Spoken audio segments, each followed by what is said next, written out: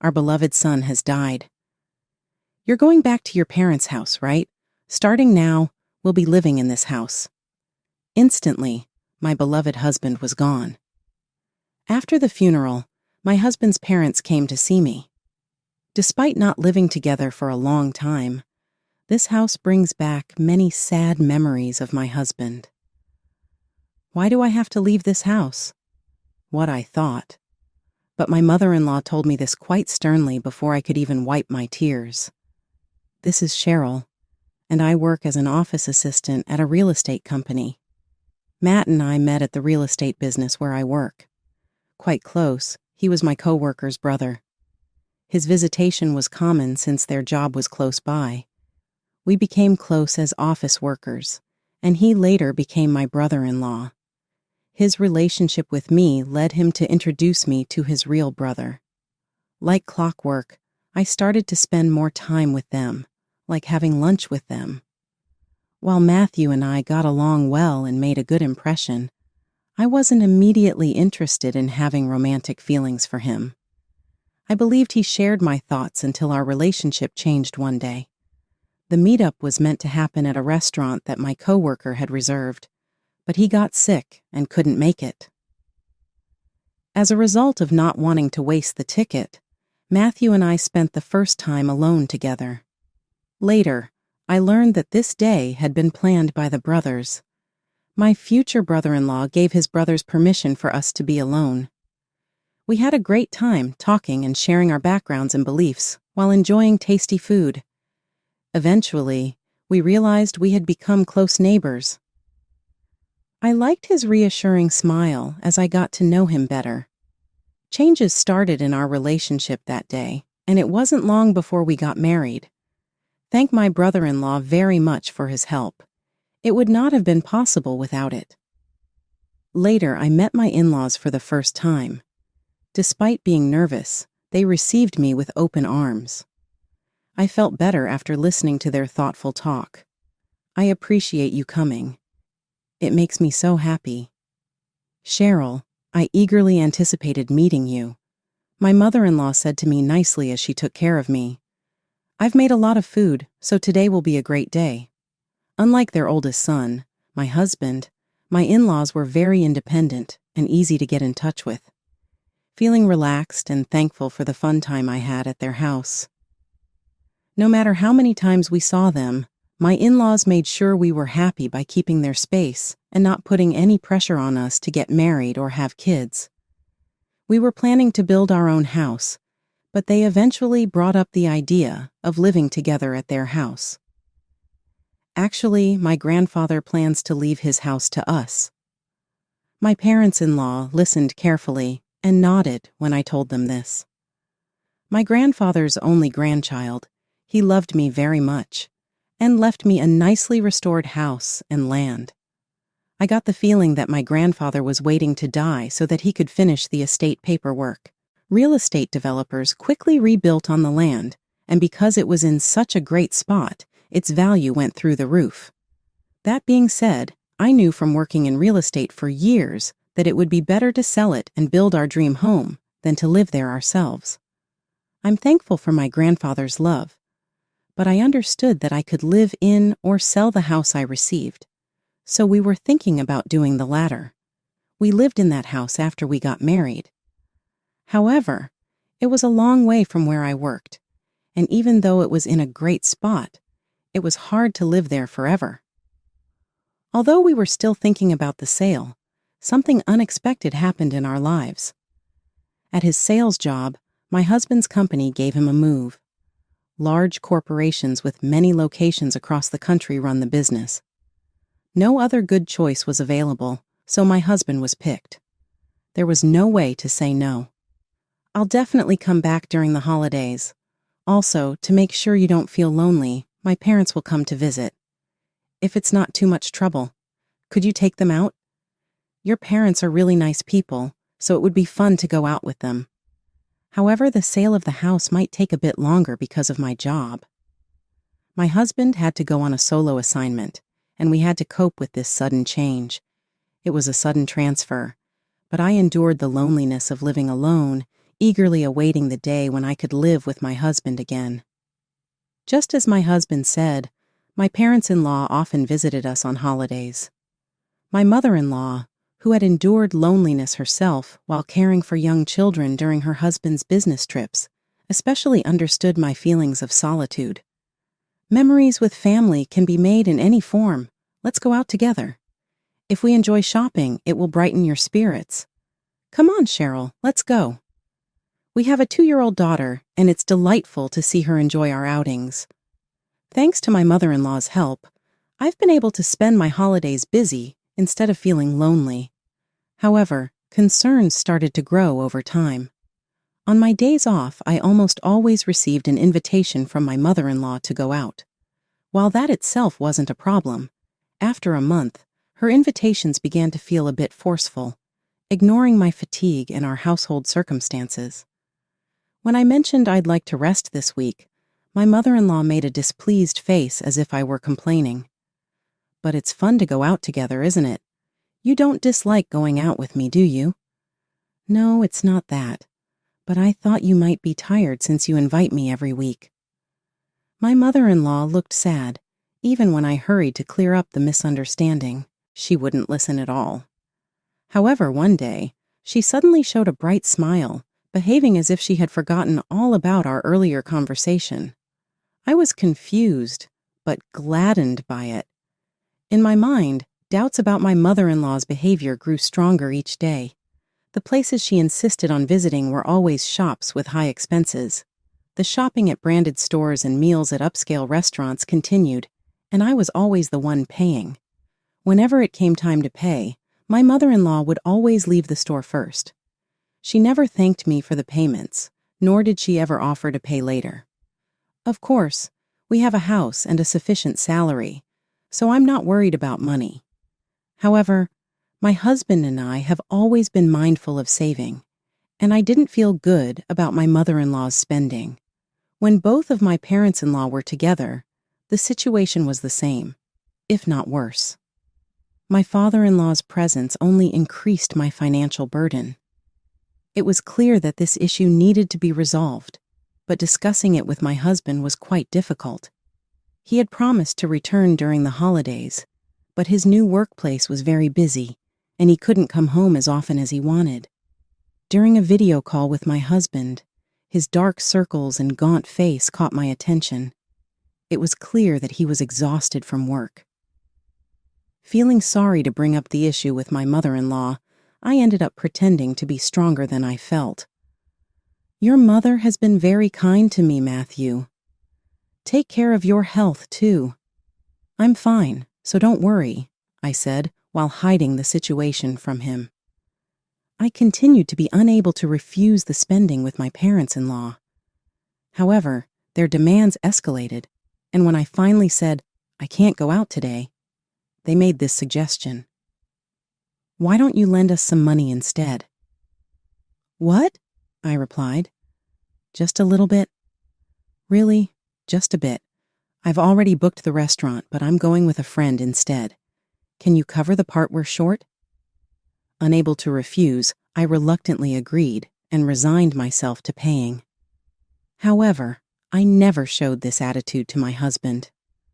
When I hinted to my mother-in-law, why don't you discuss it with Matthew? She surprisingly responded, It's embarrassing to talk to Matthew about such things. Thinking it shameful to ask her eldest son, she deemed it natural to rely on her daughter-in-law. I had given up on my mother-in-law's attitude, and being asked for money had become a routine matter. At least if I gave her some money as allowance, she would stop forcibly taking me out. I was aware that the problem was growing. However, interactions with my mother-in-law became more complicated, and I was mentally exhausted. Her behavior became increasingly incomprehensible and bizarre. Each day, she would arrive unannounced, and it felt like she was invading our privacy as she looked around the house, as if searching for valuable things. Is this artwork something your grandfather left, Cheryl? It's lovely. With such fine antiques, you must be quite wealthy. Antique furniture selected by my grandfather remained in the house. My mother-in-law was captivated by them, visiting frequently to gaze at them obsessively and treating them as if they were her own. But this is our home, my husband's and mine. I finally decided to confide in my husband about my mother-in-law's behavior. I didn't know how he would react, but having his support to find a solution would be immensely comforting. My mother-in-law's actions were not pleasant, and regardless of being parents-in-law, intrusion into our private lives should not be tolerated. Around the same time, the duration of my husband's solo assignment was finalized. Just a little more patience until he returned. I hoped that once my husband returned, the financial demands from my parents-in-law would cease. A faint hope was rising in my heart. As my husband was working hard every day, I too had to endure just a little longer. I was looking forward to reuniting with him. But then a sudden incident occurred. What? Matthew collapsed and was taken to the hospital. My mind went blank. The call came from a colleague at my husband's place of assignment, and I rushed to the hospital immediately. Overwork had caused him to suddenly have a heart attack. Matthew was rushed to the hospital, but it was too late. My always healthy and kind husband passed away suddenly from the attack, leaving us unable to accept this reality. I faced the funeral in a daze. The sense of loss was overwhelming, and I hardly remember anything. My brother-in-law rushed to help and took care of many arrangements on my behalf. I'm sorry. You just lost your brother too, and yet you're helping me so much. It's my brother's funeral. Of course, I'd help. Besides, are the land procedures okay? Is everything ready at home? As we cleaned up after the funeral, I nodded and replied, "It's okay. Everything is in order." A few days after my husband's funeral, my parents-in-law came to our house. However, it was clear they were not there to offer condolences. Our son has suddenly passed away, and it's sad, but we're here for you. Don't worry, my mother-in-law said, inexplicably smiling. Even more shockingly, she had arranged for a large truck, which was already loaded with furniture and belongings from her home. I was so surprised and confused at the moment that I couldn't say anything.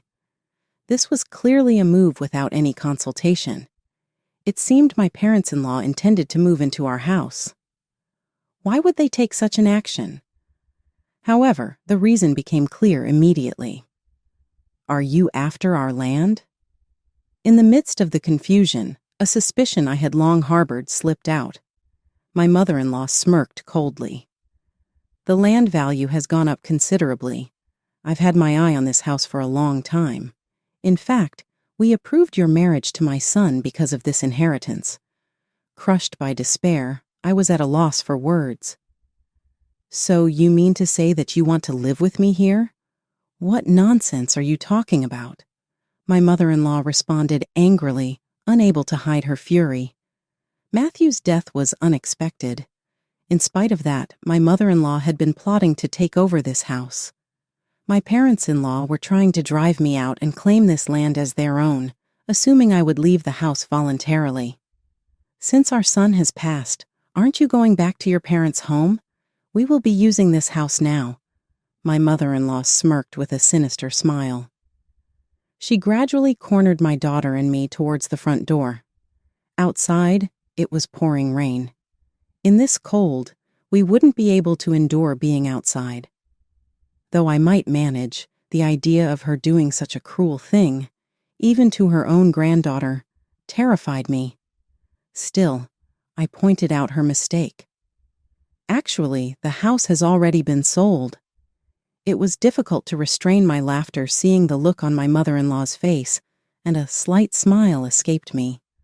My mother-in-law, shocked, exclaimed, "What?" At that moment, a truck from a completely different moving company arrived in front of the house. "Sorry, we've come for a delivery to this address," said the driver, due to the other moving company's truck stopping. Muscular workers descended and approached us to verify the situation. Workers from the moving company hired by my mother-in-law also got out, and it was clear they sensed the confusion caused by the unexpected arrival of another truck. I demanded an explanation from my parents-in-law about what was happening, but both were too shaken to provide a coherent answer. Arguing in this situation wouldn't solve anything. Seeing them in such a state, I began to regain some composure. Then, I gave clear instructions to move the truck. This house has already found a new owner, and the sale has been completed. The new residents are planning to move in, so you can't just put your things into someone else's house, can you? Amidst the movers' astonishment, a luxury car arrived. Out stepped a wealthy-looking couple with their children.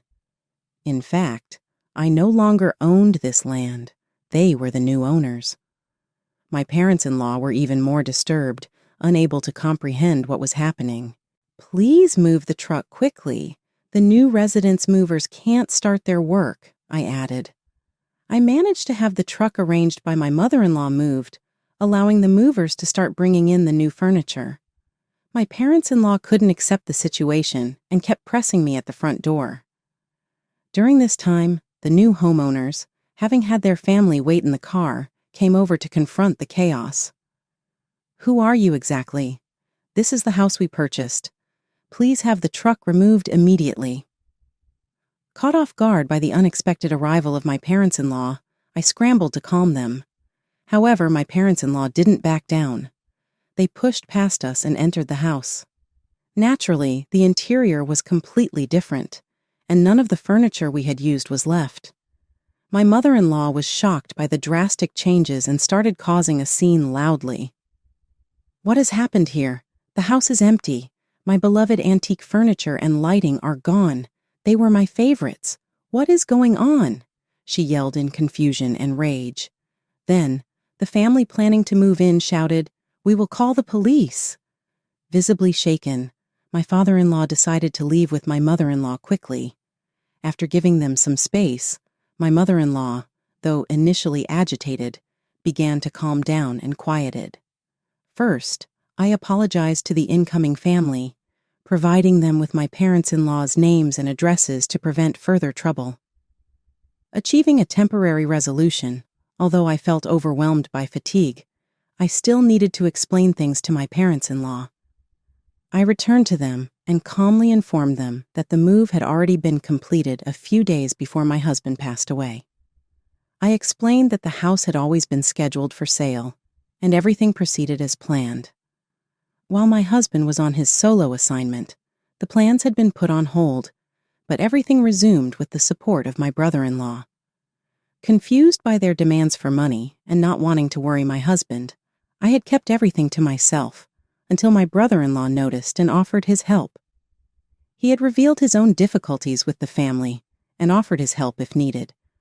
Wanting to maintain peace with both my husband and his family, I trusted my brother-in-law's discretion and confided everything to him.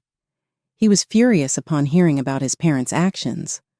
As my workplace colleague and my husband's brother, he was well aware of his parents' plans. "Our parents either want to live in that house with you or kick you out to make it their own," he said. He described his parents as socially ambitious, vain, and unscrupulous. This was especially true for my mother-in-law, who, despite portraying herself as an ideal lady in public, was actually self-centered and indifferent to others at her core. The family insights from my brother-in-law carried significant weight, revealing the true nature of my mother-in-law, which my husband never knew because she was always pretending in front of her eldest son. Given this situation, my brother-in-law advised me to sell the land early to prevent it from falling into their hands. I agreed with his suggestion and decided to proceed with the sale. As much as I cherished the estate left by my grandfather, I didn't want it to become a source of discord between me and my husband. Rather, because it was so important, I didn't want to leave any problems unresolved. Of course, this decision wasn't made impulsively. My husband and I had discussed it beforehand, and he had agreed. Through this process, my husband came to understand the full extent of his parents' actions. I originally wanted to keep it a secret, but I couldn't decide to sell on my own. Still, he understood the feelings I couldn't express, and was clearly angry about his parents' actions. "I'm sorry. I didn't know if you think this is best. Let's quickly sell it before any problems arise. I'm really sorry it had to come to this, considering it was an important house inherited from your grandfather." "It's okay. If it leads to such trouble, I'm sure my grandfather would also agree to sell." I decided to sell the land to protect our future as a couple rather than maintain relations with my parents-in-law. My brother-in-law, who is knowledgeable in real estate, helped us by finding the right buyers. My role was to quickly find a new place to move, complete the move, and act naturally so as not to alert my parents-in-law. The house showed signs of use as we had lived in it, but it was almost like new, and we priced it accordingly. A buyer was found quickly, and the sale went smoothly. The family that arrived earlier are the new owners. Originally, I was supposed to wait for Matthew's return to our new home. It's regrettable that he approved of and was pleased with the sale, but couldn't be here to see it through. The movers were efficiently progressing with their work. My parents-in-law, having been ousted, could only stand by, dumbfounded. But such a situation could not continue. The moving company my parents-in-law had hired appeared clearly confused and sought an explanation. For the movers, it must have been baffling to encounter an unexpected booking. "I never imagined such a thing would happen. You are breaching the contract," the movers pressed my in-laws. But they were at a loss for words and couldn't explain themselves properly. In the end, the household goods had to be taken back, resulting in unexpectedly high additional fees. Finally, understanding the full situation, my mother-in-law reached out to me with trembling hands. "This is the home of our son's wife, and so it should be our home too, right? Isn't this situation odd?" My mother-in-law desperately tried to justify herself and convince me, but I ignored her pleas and left with only my personal belongings. The land already belonged to the new family, and it was no longer mine to claim. My husband's memorial service was completed without further incident. I crossed paths with my parents-in-law, and though they tried to speak, they ended up leaving in haste without saying anything. I no longer felt obliged to maintain a connection with them, and our conversations dwindled. Now, I am living peaceful days, as if nothing had happened. I was supposed to start a new life with my husband in a new home, but with his loss, that dream vanished. Although selling the house left me with substantial savings, without my husband, I have no desire to build a new house.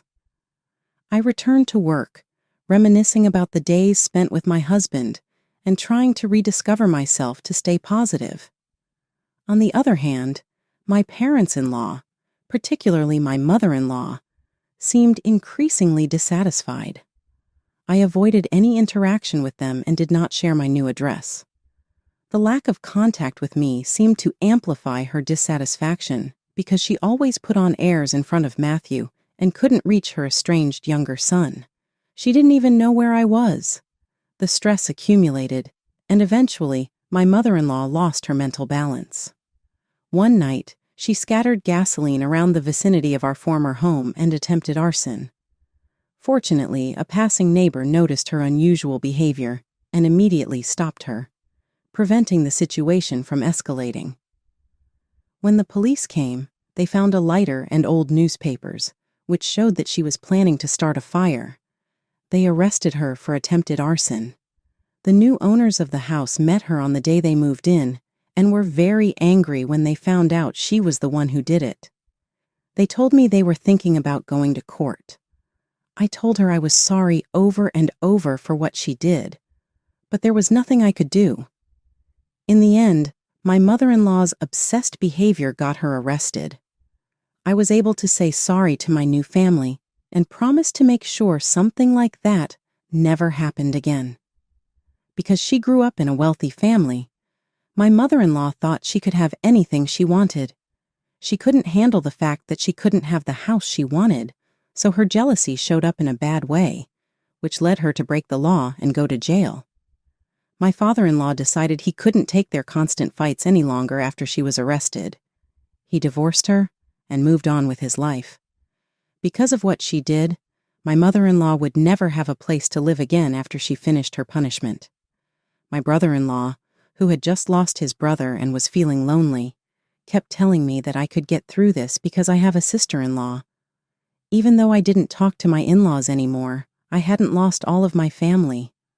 I promised to spend calm days with my daughter because I thought my husband was in heaven watching over us.